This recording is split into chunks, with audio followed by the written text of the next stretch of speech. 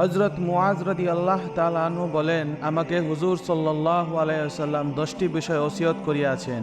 1, আল্লাহ তাআলার সঙ্গে কাউকে শরীক করিও না, যদিও তোমাকে কতল করা হয় কিংবা আগুনে জ্বালাইয়া দেওয়া হয়। 2, পিতামাতার নাফরমানি করিও না, যদিও তাহারা তোমাকে স্ত্রী অথবা সমুদয় ধন সম্পদ ত্যাগ করিতে বলে।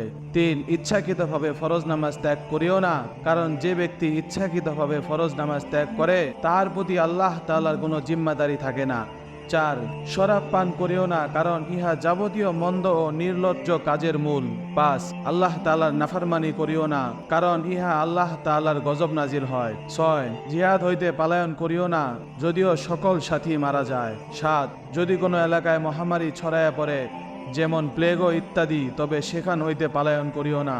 আর নিজ পরিবারের লোকজনের জন্য সাধ্যমতো খরচ করো। 9, তাহাদের উপর হইতে শাসনের লাঠি হটাইও না।